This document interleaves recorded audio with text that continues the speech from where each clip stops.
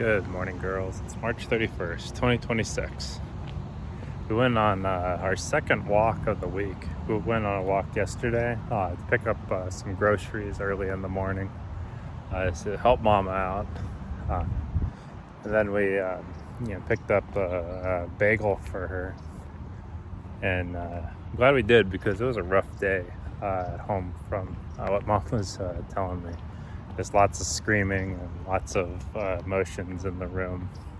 This morning, I thought it'd be wise again to go on a walk, and so we walked over to Chick-fil-A, and I got Mama just a chicken biscuit, and then I got you some chicken minis and some hash browns, and then just kind of split that up a little bit for you. When we got home, cut up an apple for you too, and then Abby, you're still a little young for hard food like that, so I just had some applesauce at home for you. But when we were on our walk too, I think we've talked about the totem, or the day's totem. It's you use the things that you want to accomplish in the day, and you just put it in order of the priority. So the thing highest on the totem is the more prioritized thing, and I do it more for the personal things, just things that I'm hoping to get done in my day.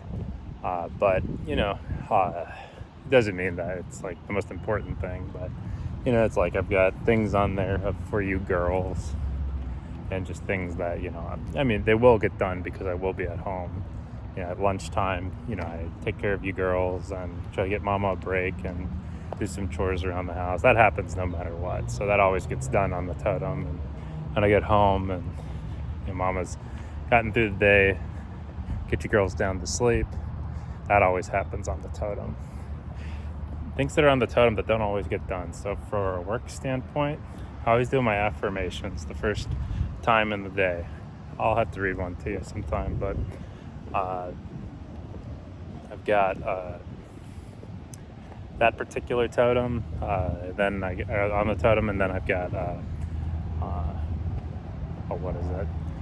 I'm practicing a script. I'm outside right now, practicing my script for work, and just trying to polish that up and just kind of make sure I'm saying things that they want me to say and be on the same page with everybody. And then working on my International Chiropractic Pediatric Association stuff, and I prioritized that next because your grandparents were kind enough to help pay off the last half of the seminars, and so I'm trying to rush and finish that before baby number 3 is born. But there are a few other things too. There's the articles I want to write, and YouTube videos I want to make, and I'm trying to figure out how to do that. And you want to do a quality job, but at the same time, just struggling to find the time. So do I need to just step outside and record what I want to say, and then find some time to edit at home? Or how do I adapt so I can do things like that too, and then be able to work on the writing stuff I want to do? So there's that. I also I'm seriously thinking about opening up an office myself, and I don't want to just do it blindly. I want to be ready and just give it a good shot, a good prudent shot, because I do think that that's the best thing to do, just in that God continues to bless me with a big family, and I love you all so much. And just when you work for someone, I think there are jobs where you can keep growing with others, and you can keep creating value. And then there are just some jobs too where it's just there just aren't that opportunity, and or you're just struggling finding that opportunity. And that's kind of where I'm at right now. I'm just kind of struggling knowing exactly what to do, because it's not really spelt out what exactly to do or how to go about it, and there doesn't seem to be I'm just not getting sufficient help with that. And so it's anyway, it's one of those things where you're trying to prepare the way forward, and You got to go forward no matter what. So you just try to do what you can in the moment. But I know that's a lot of stuff in the day, and then being a good husband, being a good dad to your girls. I mean, it's a lot, but it's all great stuff. It's all wonderful stuff. I'm so thankful to have the push and inspiration to do that, and so I'm just trying to